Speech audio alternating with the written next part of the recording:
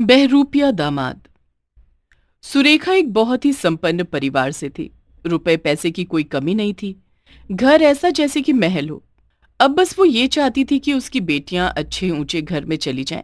एक की शादी तो हो चुकी थी, वो दूसरी के लिए देख रही थी। मम्मी, अब इस टीना की भी शादी अच्छे घर से हो जानी चाहिए। देखिए कैसे सारा दिन खुद को शीशे के सामने निहारती रहती है। हाँ तो जब तक कोई लड़का नहीं देख लेते आप लोग, मुझे तो मजे मारने दीजिए। हाँ हाँ, मार ले मजे, मार ले मजे। जल्दी ही एक अच्छा सा लड़का मिलेगा तेरे लिए भी। भाई जीजू जैसा हैंडसम ही ढूंढना, किसी ऐरे गैरे से शादी नहीं करूंगी मैं। इतने में ही लेखा के पति ऋषभ आ जाते हैं। हाँ भाई, क्या बातें हो रही है? किसकी शादी हो रही है यहाँ? भाई अब मम्मी की तो होने से रही, अगर आप बोलो तो दीदी की ही कर दें दूसरी। ओए, मेरी बीवी से दूर रही हो, इतनी मुश्किल से तो मिली है। तो फिर आप बताइए किसकी शादी की बात हो रही होगी। अरे हाँ हाँ, पता है, तुम्हारे लिए ही लड़का ढूंढ रहा है। मम्मी जी बता चुकी है मुझे। टीना एकदम से रेस्टलेस हो जाती है। जीजू जीजू, मैं अभी शादी नहीं करना चाहती। अभी क्या, मैं कभी शादी नहीं करना चाहती। ऐसा क्यों है? कोई पसंद है तो बताओ, हम मुझसे करवा देंगे। अरे ऐसे तो कोई बात नहीं है, बस पता नहीं कैसा होगा, कैसा दिखता होगा। अब भगवान ने मुझे इतना प्यारा बनाया है तो मुझे भी सुंदर लड़का चाहिए ना। हाँ हाँ, बड़ा कोई शहजादा आएगा तेरे लिए। घर में थोड़ी कहासुनी हो जाती है। चलो टीना, हम आइसक्रीम खाकर आते हैं, शायद कोई रास्ते में ही मिल जाए। वो दोनों कार लेकर निकल जाते हैं। और कहते हैं ना, कभी कभी ऐसे ही कुछ भी बोला हुआ सच हो जाता है। हुआ भी यही। रास्ते में टीना को एक बहुत ही खूबसूरत लड़का दिखा। टीना की नजर उस पर आकर टिक गई। वो उसे मुड़ मुड़ कर देखने लगी। ऋषभ समझ गया। वो गाड़ी मोड़ लेता है और दोनों वहां जाकर रुकते हैं जहां वो लड़का बैठा होता है। वो भी आसपास जगह देखकर बैठ जाते हैं और थोड़ी देर उसे देखते रहते हैं।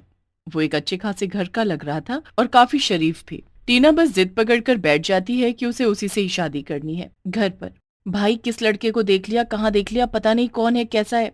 मैंने भी देखा है, अच्छा ही लग रहा था। अब पता लगाना पड़ेगा बाकी का तो।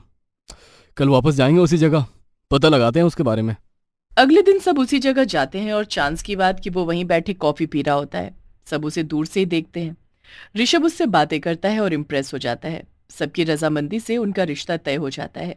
जल्द ही सगाई भी हो जाती है। टीना और अमन का मिलना जुलना बढ़ जाता है। भाई, मैं तो बिना एसी के रह नहीं सकता। तुम्हारे यहाँ एसी तो है ना? हाँ हाँ, हर कमरे में है, चिंता मत करो।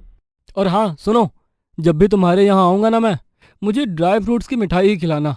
ये हल्की फुल्की मिठाइयाँ मुझे बिल्कुल पसंद नहीं है। टीना को उसकी बातें थोड़ी अजीब सी तो लगती हैं, पर अमन उसे इतना पसंद आ गया था कि वो उसकी हर बात पर हाँ कर देती है। थोड़ी देर में खाना आता है।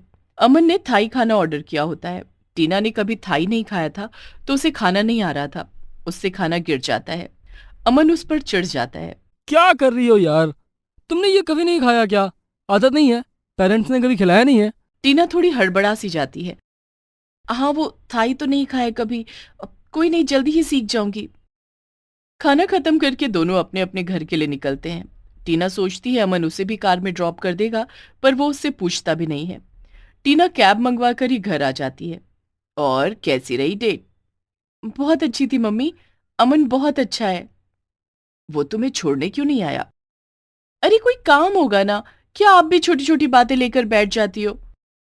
इतने दिन से बाहर ही मिल रहे हो, ऐसे आकर उसे कल घर बुला लो। उसने अपना घर भी नहीं देखा है। वो घर भी देख लेगा और थोड़ी बातें हम भी कर लेंगे। अगले दिन अमन आता है। वो घर में घुसते ही अजीब सा मुंह बनाता है। आ, थोड़ा छोटा है पर अच्छा है। ये तुम्हें छोटा लग रहा है? महल जैसा घर है हमारा। हाँ, ठीक है। अच्छा चलो अपना कमरा दिखाओ। वो और टीना ऊपर की तरफ अपने कमरे में जाते हैं। तुम इतनी शिकायतें कर रहे हो? हाँ, खुद को देखो, हर समय एक ही शर्ट पहनकर आते हो। अरे ये हमारी लकी टी शर्ट है, बस इसलिए। अरे दोनों नीचे आओ, खाना तैयार है। टीना की मम्मी ने लेखा और ऋषभ को भी बुला रखा था। सब टेबल पर खाना खाने बैठते हैं। और बताइए अमन जी, आपके पेरेंट्स कहाँ रहते हैं? कभी उनके बारे में बात नहीं की आपने? अरे वो, हाँ वो यूएस में बेस्ड है, कम ही आते हैं। अब जब मैं सेटल्ड हूँ, अच्छा खासा काम चल रहा है तो वो भी निश्चिंत है। वो अपनी लाइफ एंजॉय कर रहे हैं और मैं अपनी। हाँ, एक्चुअली कभी आपने भी नहीं बताया ना कि आप करते क्या हैं, कहाँ रहते हैं। हमने तो आपको बस उस कॉफ़ी शॉप के बाहर ही देखा हमेशा। कहीं लूटपाट तो नहीं करते हैं? ये सुनकर सब हंसने लगते हैं, पर अमन गुस्से में खड़ा हो जाता है। देखो टीना, तुम आई थी हमारे पास, अगर पसंद नहीं है तो बता दो, ये सब हम तो बर्दाश्त नहीं करेंगे। अरे अरे बेटा बैठ जाओ, इतना हंसी मजाक तो चलता है। आंटी, हमारे यहाँ नहीं चलता, हम इज्जतदार लोग हैं। थोड़ी देर में सब खाना खाते हैं और अमन चला जाता है। उसके जाने के बाद मम्मी जी बुरा मत मानिए, पर ये अमन कुछ ठीक नहीं लग रहा है। पता नहीं इसकी हर बात नकली सी लगती है, जैसे कोई बहरूपिया हो। हर समय हम करना, अपने आप को ऊंचा दिखाना और बहुत कुछ। पता नहीं, मुझे कुछ सही नहीं लग रहा है। कहीं ये कोई बहरूपिया दामाद ना बन जाए हमारा। हाँ मम्मी, इसकी बातें कुछ तो अजीब हैं। अगर ऐसा लग रहा है सबको तो फिर और पता करते हैं इसके बारे में। ऐसा करता हूँ, कल मैं उसी कॉफ़ी शॉप पर जाता हूँ जहाँ हमने इसको पहली बार देखा था। थोड़ा अजीब मुझे भी लग रहा है। ये अभी तक ये लोग 3 बार मिले हैं और हर बार यही बड़ी कारों में आए हैं। मतलब अभी हमें इनके पेरेंट्स का भी नहीं पता है और ये सब बड़ी बड़ी बातें करना। तो सब ये डिसाइड करते हैं कि अमन के बारे में थोड़ा और पता किया जाए। अगले दिन सब लोग उस कॉफी शॉप में जाते हैं, पर उस दिन अमन वहां नहीं होता। अरे भैया, वो एक सुंदर सा लड़का आता है ना, बड़ी बड़ी कारों में, करीब करीब रोज ही आता है। आज नहीं आया? हाँ, आज नहीं आए। तो पता है कहाँ रहते हैं वो? ये तो नहीं पता कहाँ रहते हैं वो, पर वो रात को जब आए थे कॉफी पीने, काफी परेशान से थे। शायद तबीयत खराब थी, इसीलिए नहीं आए होंगे।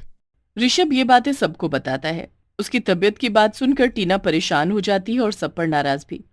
जबरदस्ती बेचारे सीधे साधे लड़के को बदनाम करने में लगे हो आप लोग। वो बेचारा बीमार पड़ा है। वो उसको फटाफट फोन लगाती है। हाँ, आज वो मैं कॉफ़ी पीने नहीं आया, आज मिल भी नहीं पाऊंगा, थोड़ी तबीयत ठीक नहीं है। हाँ तो मैं आ रही हूँ ना, बल्कि हम सब आ रहे हैं। ये सुनते ही वो सकपका जाता है। अरे नहीं नहीं, परेशान मत हो। ओह, तुम्हारे बोलने से क्या होता है, एक बार तुमने एड्रेस बताया था ना, हम आ रहे हैं। सब लोग बिना देर के उस एड्रेस पर पहुंच जाते हैं। वहां जाकर वो देखते हैं तो उनके होश उड़ जाते हैं। अमन अपना सामान लेकर रफू चक्कर होने वाला था। ये सब क्या है अमन? इतनी देर में उसका दोस्त जो उसी कमरे में सो रहा था उठ जाता है। कौन अमन?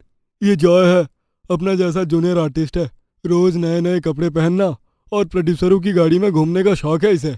मैंने इसे बहुत मना किया था कि ऐसी भोली भाली लड़कियों को बेवकूफ मत बना, पर इस पर तो पैसों का भूत सवार था। इतना पैसा देखकर इसे कुछ सही गलत समझ नहीं आया और आपको फंसा लिया। अमन भाग ही रहा होता है कि ऋषभ उसके कॉलर पकड़ लेता है। हम्म चलिए होने वाले दामाद जी, जरा आपको ससुराल पहुंचाएं।